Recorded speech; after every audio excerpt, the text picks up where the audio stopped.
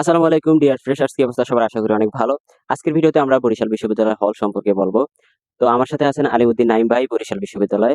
তোমাদের হল সম্পর্কে যে তথ্যগুলো আমি শেয়ার করব সেগুলো হচ্ছে বরিশাল বিশ্ববিদ্যালয়ে কয়টি হল আছে, মেয়েদের জন্য কয়টি, হলে কিভাবে সিট পাওয়া যায়, পরিবেশ কেমন, হলে র্যাগিং আছে কিনা, প্রথম বর্ষে কি হলে সিট পাওয়া যায় কিনা, এবং হলে যদি তুমি হচ্ছে না থাকতে পারো বা হলে যদি সিট না পাও এই ক্ষেত্রে বাহিরে কিভাবে হচ্ছে থাকা যায় বা বাহিরের খাবারের মান কেমন, হলের খাবারের মান কেমন এবং বাহিরের ভাড়া কেমন? আর হচ্ছে বরিশাল বিশ্ববিদ্যালয়ের হলগুলোতে যদি তুমি আসো তাহলে হলে কেন থাকা উচিত? অনেকে হলে সিট পেয়েও থাকে না। এরপর হলে থাকলে কি সুযোগ সুবিধা আছে সেগুলো নিয়ে আলোচনা করবো। তো প্রথমে আসি আমরা বরিশাল বিশ্ববিদ্যালয়ে কয়টি হল আছে আমরা জানবো আলিমুদ্দিন নাইম ভাইয়ের কাছ থেকে। ভাই আসসালামু আলাইকুম। ওয়ালাইকুম সালাম। আশা করি তোমরা অনেক ভালো আছো এবং হচ্ছে ভাইও অনেক ভালো আছে কারণ আজকে আর্জেন্টিনা জিতছে। জি ভাই বলেন বরিশাল বিশ্ববিদ্যালয়ে কয়টি হল আছে? আচ্ছা, আমি কিন্তু ব্রাজিলের সাপোর্টার। আমি ভাই যেহেতু ভাই ব্রাজিলের সাপোর্টার, তো আশা করি তোমরা ভাইয়ের কথাগুলো মনোযোগ দিয়ে শুনবা। না, ও ভাই শুনবে। হ্যাঁ। আচ্ছা, যাক, অনেক অনেক ধন্যবাদ। আমরা এর আগেও 2টা ভিডিও বানিয়েছিলাম এবং সেখানে বেশ কিছু কমেন্ট দেখেছি। যাই হোক, বরিশাল বিশ্ববিদ্যালয় টোটাল 4টি হল আছে, 2টি হল ছেলেদের এবং 2টি হল মেয়েদের। এবং আমরা যে হলে সামনে দাঁড়িয়ে আছি এটি হলো বিজয় 24 হল এবং এটির পূর্ববর্তী নাম ছিল বঙ্গবন্ধু হল।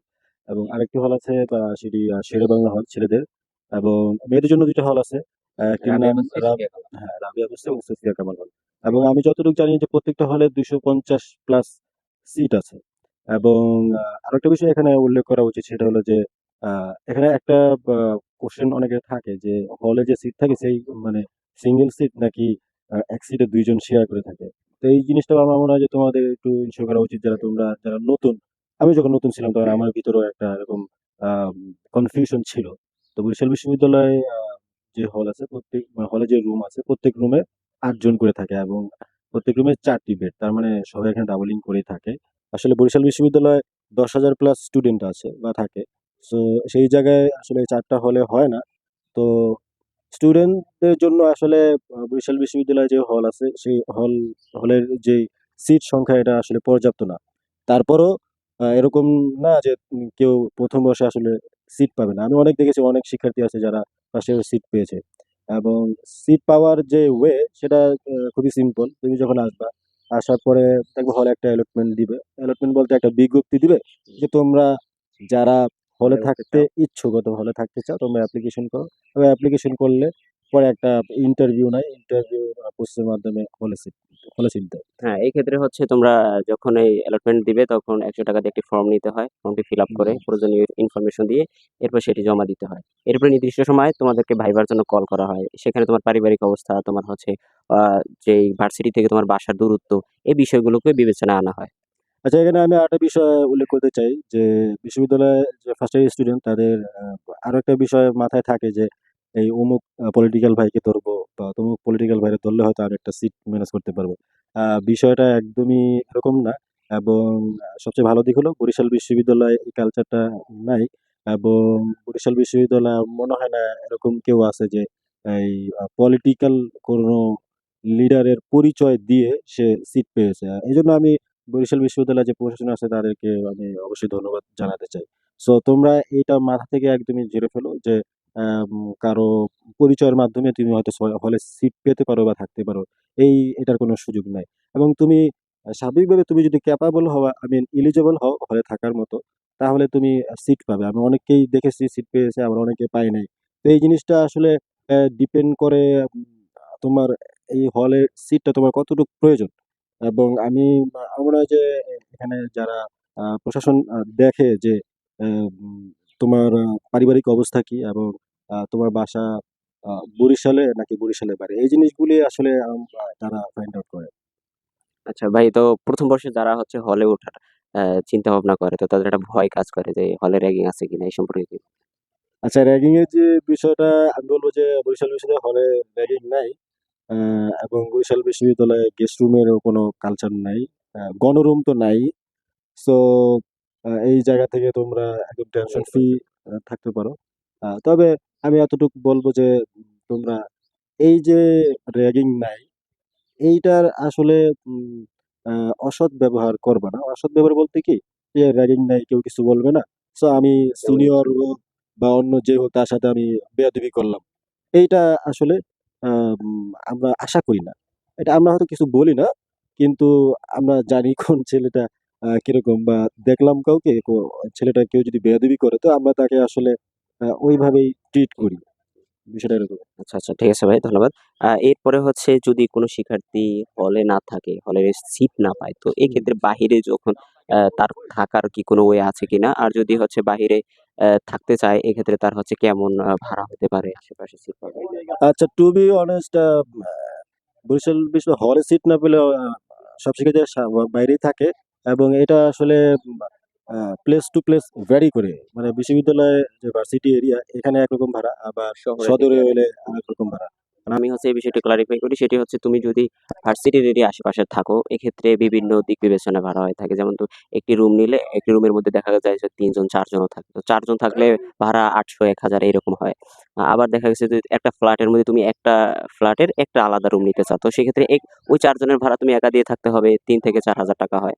আবার দেখা গেছে কয়েকজন বন্ধু-বান্ধব মিলে একটি ফ্ল্যাট নেয়, সেক্ষেত্রে টোটাল ফ্ল্যাটের ভাড়া হচ্ছে ধরো ৬,০০০, ৭,০০০ বা সামথিং হইতে পারে। তো এক্ষেত্রে তাদের এভারেজে ভাড়াটা পড়ে আরকি ১,০০০, ১,২০০, ১৫০০ এইভাবে। এটি হচ্ছে ভার্সিটি এরিয়ার আশেপাশে। আর শহরের গেলে সেটি আরেকটু বেশি হয়। অনেকে শহরে টিউশন করে, এই ক্ষেত্রে তার থাকা হয়। অনেকের পরিবার থাকলে তার তো আর বাইরে থাকার কোনো প্রয়োজন নাই। এরকম আরকি। আ এরপরে হচ্ছে প্রশ্নটি যে হলের খাবার কিরকম? আর যদি আশেপাশে বাহিরে খায় এক্ষেত্রে খাবার কিরকম বা দাম সম্পর্কে? আচ্ছা, হলের খাবার এই ২০২৪ এর হলের খাবার তুলনামূলক ভালো। আরো একটি হল সেটা যেটা আছে শেরেবাংলা তুলনায়, এবং পরিবেশটা একটু ভালো।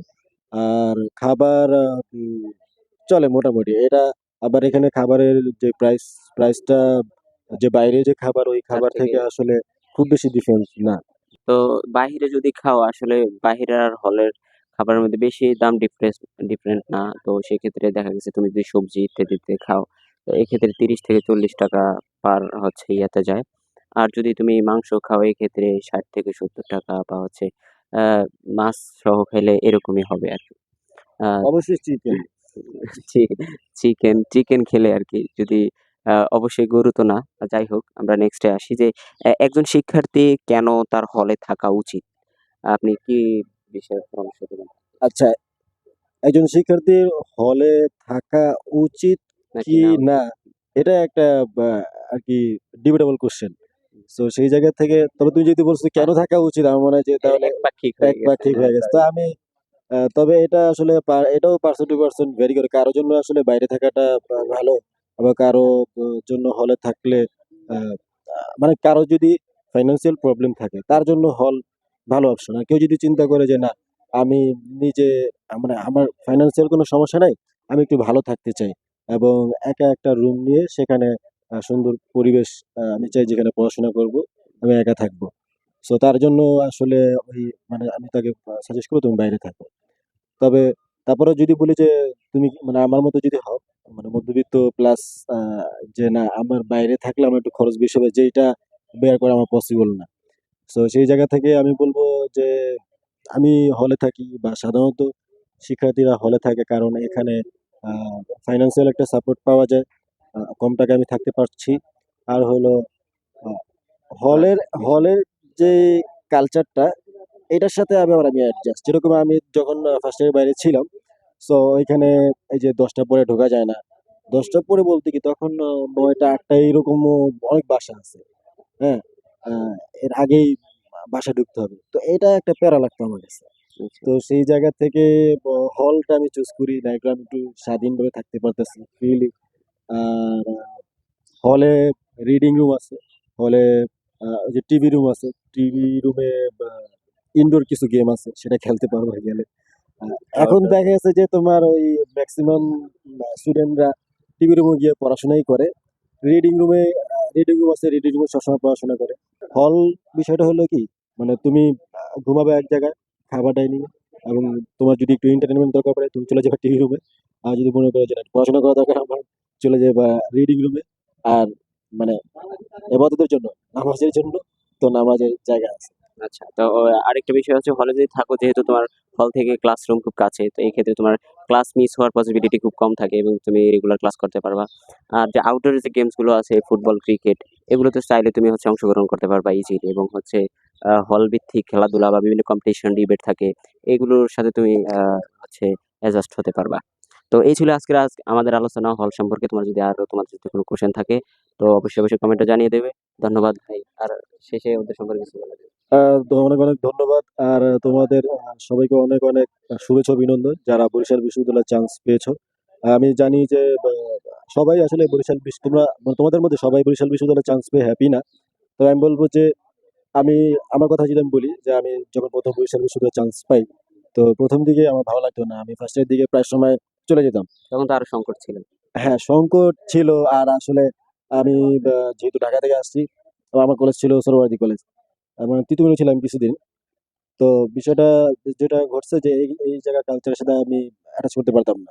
আমি মানে ২ সপ্তাহ ৩ সপ্তাহ পর পরই ঢাকা চলে যেতাম। এখন এমন একটা মোমেন্টে আছি এখন যে কিছুদিন পরে আমি যখন বের হয়ে যাবে চিন্তা করি, এখন একটা মায়া ক্রিয়েট হয়ে গেছে, এখন খারাপ লাগা কাজ করে যে হ্যাঁ, সবকিছু ছেড়ে চলে যেতে হবে। সো তো তোমাদেরকে অনেক অনেক শুভেচ্ছা, ওয়েলকাম বরিশাল বিশ্ববিদ্যালয়। আসো, ইনশাল্লাহ দেখা হবে। দেখা হবে, আহ চায়ের আড্ডা হবে, এই তো আর কি। আচ্ছা, ধন্যবাদ। ভালো থেকো। আল্লাহ হাফেজ।